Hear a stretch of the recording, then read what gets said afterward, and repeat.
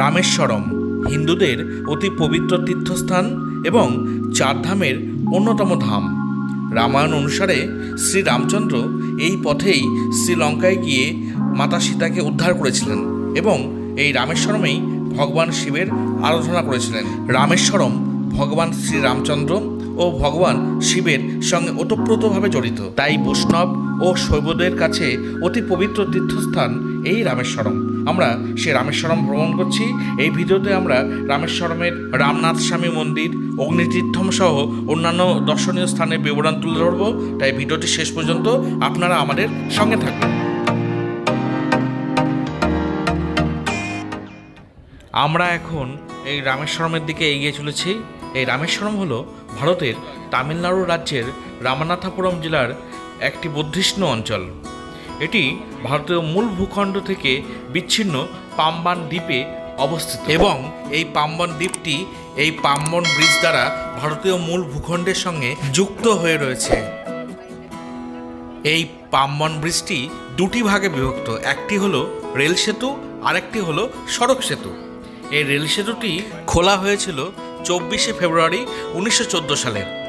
এই রেল সেতুটি 23শে ডিসেম্বর 2022 সাল থেকে বন্ধ হয়ে রয়েছে, কেননা এটা পুরাতন হয়ে গেছে এবং বর্তমানে তার পাশে একটি নতুন রেল ব্রিজ তৈরি হচ্ছে, তাই বর্তমানে রামেশ্বরমে যাওয়ার রেলপথ সম্পূর্ণ বন্ধ হয়ে রয়েছে।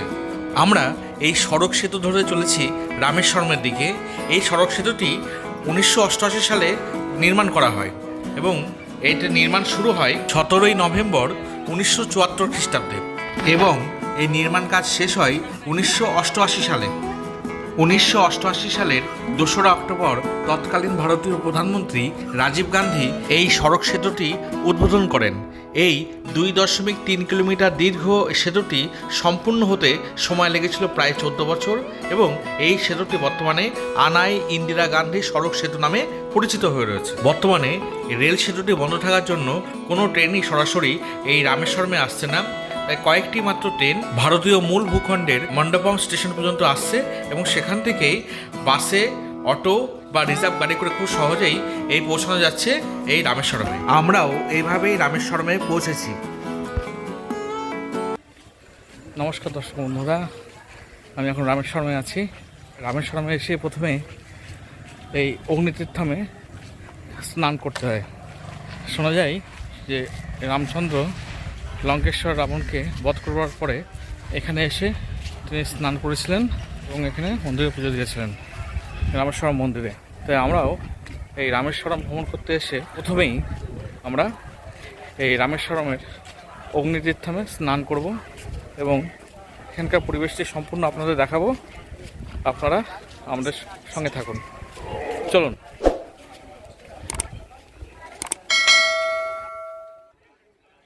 আমরা এখন এগিয়ে চলেছি ভারতের তামিলনাড়ুর রামেশ্বরমের অন্যতম দর্শনীয় স্থান অগ্নিতীর্থমের দিকে। রামেশ্বরমের বিখ্যাত রামনাথ স্বামী মন্দিরের পূর্ব দিকে অবস্থিত এই সমুদ্র সৈকত সাধারণ প্রকৃতিপ্রেমী ও সমুদ্রপ্রেমী মানুষ এবং সকল ভক্তদের কাছে অতি পবিত্র জায়গা এই অগ্নিতীর্থম। সাধারণ ভক্তদের কাছে ভক্তি ও বিশ্বাসের আস্থা এই অগ্নিতীর্থম। তীর্থযাত্রীদের বিশ্বাস হলো যে সমস্ত নিঃসন্তান দম্পতিরা এই তীর্থস্থানে এসে এই অগ্নিতীর্থমে এসে স্নান করেন এবং মন্দিরে শিবের প্রার্থনা করেন, তারা অবশ্যই সন্তান লাভ করেন। অমাবস্যার দিন এবং পূর্ণিমার দিনগুলিতে এখানে স্নানের শুভ দিন হিসাবে বিবেচিত হয়। এছাড়াও অনেকে তাদের পরিবারের পূর্বপুরুষের পারলৌকিক কাজ সম্পন্ন করেন এই অগ্নিতীর্থমে এসে, যা তাদের কাছে অনেক শুভ ও পবিত্র বলে মনে হয় এবং এই অগ্নিতীর্থম সম্পর্কে অনেক কিংবদন্তি প্রচলিত আছে। হিন্দু মহাকাব্য রামায়ণ অনুসারে দেবতা বিষ্ণুর সপ্তম অবতার শ্রী রামচন্দ্র শ্রীলঙ্কায় রাক্ষসরাজ রাবণকে যুদ্ধে পরাজিত করে আসবার পর এই রামেশ্বরমে এসে সেই যুদ্ধের পাপ থেকে মুক্তি পাবার জন্য এই রামেশ্বরমেই শিবের প্রার্থনা করেছিলেন। ঋষিদের পরামর্শ মতো রামচন্দ্র তার স্ত্রী সীতা এবং তার ভাই লক্ষ্মণ সহ পাপ মোচনের জন্য এই রামেশ্বরমের সমুদ্র সৈকতের সামনেই ভগবান শিবের শ্রীলিঙ্গ স্থাপন ও পুজো করেছিলেন, কেননা রাবণ হচ্ছেন একজন ব্রাহ্মণ ছিলেন আর ব্রাহ্মণ হত্যা মহাপাপ, আর সেই পাপ থেকে মুক্তি পাবার জন্যই ভগবান শিবকে আরাধনা করেছিলেন তারা। শিবকে আরাধনা করবার জন্য রামচন্দ্র তার বিশ্বস্ত হনুমানকে হিমালয় থেকে শিবকে আনবার অনুমতি দেন, কিন্তু এই শিবের লিঙ্গটি আনতে দেরি হবার জন্য মাতা সীতা এই সমুদ্র সৈকতে বসেই বালির তৈরি একটি শিবলিঙ্গ তৈরি করেন এবং সেখানেই সে শিবকেই পূজা করেন। জনশ্রুতি অনুযায়ী মাতা সীতার তৈরি সেই শিবলিঙ্গতে আজও এই রামনাথ স্বামী মন্দিরে পূজিত হয়। রামায়ণের এই কিংবদন্তিকে স্মরণে রেখে অনেক ভক্তই যারা রামেশ্বরম ভ্রমণ করতে আসেন অতি অবশ্যই এই অগ্নিতীর্থে স্নানের পর এই সমুদ্রের বালি নিয়ে শিবলিঙ্গ তৈরি করেন এই সমুদ্র সৈকতেই। ভগবান শিবকে পূজা করবার জন্য ভগবান শ্রী রামচন্দ্র এই রামেশ্বরমের এই অগ্নিতীর্থমে স্নান করেছিলেন বলে এখানে সমুদ্র তা অনেক শান্ত রূপে সকলের কাছে আবির্ভূত হয়। অগ্নিতীর্থমে স্নানের পর আমরা সকলে মিলে চলেছি এই রামেশ্বরম মন্দিরের উত্তর দিকের গোপুরম দিয়ে 22 কুণ্ডের জলে স্নান করতে। এখানকার রীতি অনুযায়ী সমুদ্র স্নানের পর অতি অবশ্যই 22 কুণ্ডের জলে স্নান করতে হয় এবং তারপরে রামনাথ স্বামী মন্দিরে পুজো দিতে হয়। এই 22 কুণ্ডের জলে স্নান করতে গেলে প্রত্যেক ভ্রমণার্থীকে বা তীর্থযাত্রীকে মাথাপিছু 25 টাকা মূল্যের টিকিট সংগ্রহ করতে হয়। এই 22টি কুণ্ড বিভিন্ন নামে পরিচিত, যথা শিবাতীর্থম, মহালক্ষ্মী তীর্থম, গায়ত্রী তীর্থম, শঙ্কর তীর্থম, সরস্বতী তীর্থম, সেতু মহাদেবা তীর্থম, নালা তীর্থম, নীলা তীর্থম, চক্রা তীর্থম, সাবিত্রী তীর্থম সহ বিভিন্ন নামে পরিচিত। এই 22টি কুণ্ড এই রামনাথ স্বামী মন্দিরের বিভিন্ন দিকে বিস্তৃত এলাকা জুড়ে তৈরি হয়েছে।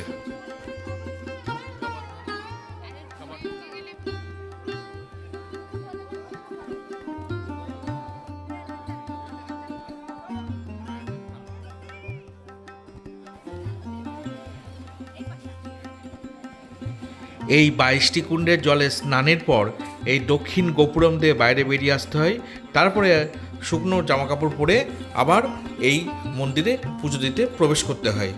প্রসঙ্গত জানিয়ে রাখি, এই মন্দির চত্বরেই ভেজা জামাকাপড় ছাড়বার সুব্যবস্থা রয়েছে। ভেজা জামাকাপড় ছেড়ে শুকনো বস্ত্র পরিধান করে এবার আমরা এগিয়ে চলেছি এই রামনাথ স্বামী মন্দিরের প্রধান প্রবেশদ্বার পূর্ব গোপুরমের দিকে, কেননা এই পূর্ব গোপুরম দিয়েই সকল পুণ্যার্থী ভ্রমণার্থী এই মন্দিরে প্রবেশ করে, আর এটাই হচ্ছে সেই রামনাথ স্বামী মন্দিরের পূর্ব দিকের গোপুরম।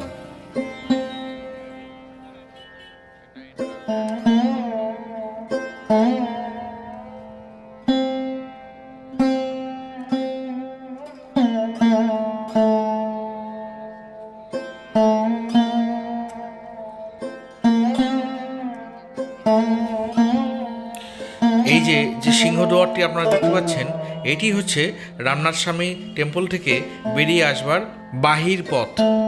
এই রামনাথ স্বামী মন্দিরের পূর্ব গোপুরমের সামনে ফ্রিতে চপ্পল রাখবার সুব্যবস্থা রয়েছে। এই রামনাথ স্বামী মন্দিরটি রামেশ্বরম দ্বীপে অবস্থিত হিন্দু দেবতা শিবের উদ্দেশ্যে নিবেদিত একটি হিন্দু মন্দির এবং 12টি জ্যোতির্লিঙ্গ মন্দিরের একটি হলো এই রামনাথ স্বামী মন্দিরটি। এই মন্দিরটি 1200 শতকে পাণ্ড্য রাজবংশের দ্বারা সম্প্রসারিত হয়েছিল। ভারতের সমস্ত হিন্দু মন্দিরের মধ্যে দীর্ঘতম করিডর রয়েছে এই রামনাথ স্বামী মন্দিরেই। এই মন্দিরের প্রধান দেবতা হলেন রামনাথ স্বামী ওরফে শিব, যিনি লিঙ্গের আকারে রয়েছেন। গর্ভগৃহের অভ্যন্তরে 2টি লিঙ্গ রয়েছে। ঐতিহ্য অনুসারে একটি বালি দিয়ে তৈরি রাম তৈরি করেছিলেন, প্রধান দেবতা হিসেবে বাস করছেন, যাকে বলা হয় রামালিঙ্গম। আরেকটি হচ্ছেন কৈলাস থেকে হনুমান নিয়ে এসেছিলেন, যাকে বলা হয় বিশ্বলিঙ্গম। কথিত আছে যে রাম নির্দেশ দিয়েছিলেন যে বিশ্বলিঙ্গমকে প্রথমে পূজা করতে হবে, যেহেতু এটি হনুমান দ্বারা আনা হয়েছিল। সেই ঐতিহ্য আজও অব্যাহত রয়েছে। রামনাথ স্বামী মন্দির ছাড়াও রামনাথ স্বামীর স্ত্রী সহধর্মিণী দেবী পার্বত্যবর্ধিনীর জন্য একটি পৃথক মন্দির রয়েছে। এছাড়াও দেবী বিশালাক্ষী, বিষ্ণু এবং গণেশের জন্য পৃথক পৃথক মন্দির রয়েছে। মহান যোগী পতঞ্জলির সমাধি এই মন্দিরে রয়েছে বলে কথিত আছে। এছাড়াও মন্দিরের অভ্যন্তরে বিভিন্ন হল রয়েছে, যথা অনুপ্য মণ্ডপম, শুক্রা ভাড়া মণ্ডপম, সেতুপতি মণ্ডপম, কল্যাণ মণ্ডপম এবং নন্দী মণ্ডপম। দক্ষিণ ভারতের সমস্ত প্রাচীন মন্দিরের মতো এই মন্দির চত্বরের চারপাশে একটি উঁচু প্রাচীর রয়েছে, যার পরিমাপ পূর্ব থেকে পশ্চিমে প্রায় 865 ফুট এবং উত্তর থেকে দক্ষিণে 657 ফুট লম্বা। মন্দিরের এই বিশালতা এবং ঐতিহ্য আমাদেরকে অবাক ও বিস্ময় করে তোলে। এই রামনাথ স্বামী মন্দিরের চারিপাশ দিয়ে অসংখ্য বিভিন্ন রকমের দোকান রয়েছে, গেস্ট হাউস রয়েছে এবং শঙ্খ, মালা ও সামুদ্রিক কুড়ি দিয়ে তৈরি অসংখ্য সুন্দর সুন্দর ব্যবহারের জিনিস রয়েছে। মন্দিরে পুজো দিতে দিতে প্রায় মধ্যাহ্নকাল উপস্থিত, তাই পুজো দেওয়ার পরেই এই মন্দিরের পাশে অবস্থিত একটি ভেজ রেস্টুরেন্টে আমরা দুপুরবেলার মধ্যাহ্ন ভোজন সেরে নিলাম। এই মধ্যাহ্ন ভোজনের মূল্য থালিপতি 110 টাকা। এই গোপুরমটি হচ্ছে রামনাথ স্বামী মন্দিরের পশ্চিম দিকের গোপুরম। এখান দিয়েও অসংখ্য পুণ্যার্থী এই মন্দিরে প্রবেশ করে। আমরা এই রামেশ্বরমের রাস্তা দিয়ে এগিয়ে চলেছি এই রামেশ্বরমের অন্যান্য দর্শনীয় স্থানের দিকে। এই মুহূর্তে আমরা চলে এসেছি আমাদের প্রাক্তন রাষ্ট্রপতি ডক্টর এপিজে আব্দুল কালামের বাড়িতে। রামেশ্বরম ভ্রমণ করতে আসলে এটি অবশ্যই সকল ভ্রমণার্থীদের দর্শনীয় ভ্রমণ স্থান। ত্রিতল বিশিষ্ট এই আব্দুল কালামের বাড়িতে দ্বিতীয় স্থলে রয়েছে মিশন অফ লাইফ গ্যালারি, অর্থাৎ যেখানে আমাদের প্রাক্তন রাষ্ট্রপতি আব্দুল কালামের জীবন দর্শন এবং তার জীবনের বিভিন্ন কীর্তি মহিমার কথা লেখা রয়েছে। এবং এই বাড়ির তৃতীয় তলে রয়েছে এই বিভিন্ন ব্যবহারিক জিনিসপত্রের দোকান। এটি রামেশ্বরমের গোস্বামী মঠ ট্রাস্ট। রামেশ্বরম ভ্রমণ করতে আসলে এটি তীর্থযাত্রীদের অন্যতম সেরা থাকবার জায়গা। রামেশ্বরম মন্দির থেকে এই মঠটির দূরত্ব প্রায় 1.5 থেকে 2 কিলোমিটার। এই মঠ চত্বরেই রয়েছে একটা সুন্দর মন্দির, আর এই মন্দিরটি ভগবান ত্রিমূর্তিকে উৎসর্গ করে তৈরি করা হয়েছে, অর্থাৎ ব্রহ্মা বিষ্ণু মহেশ্বরের ত্রিমূর্তি পূজিত হয় এই মন্দিরে।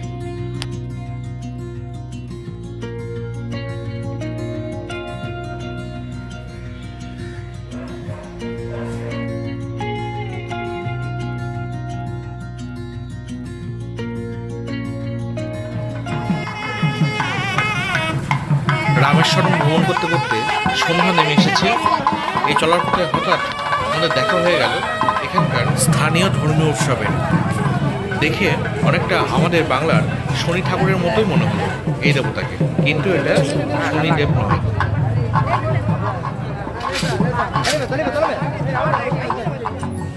বেলা শেষে সন্ধ্যা নেমে এসেছে।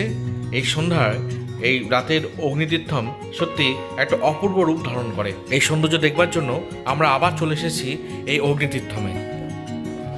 বন্ধুরা, আমাদের রামেশ্বরম ভ্রমণের প্রথম পর্বের ভিডিও আমরা এখানে শেষ করছি। যদি ভিডিওটি ভালো লাগে অবশ্যই লাইক করবেন, শেয়ার করবেন, কমেন্ট করবেন, আর আমাদের এই চ্যানেলটি অবশ্যই সাবস্ক্রাইব করবেন। ধন্যবাদ।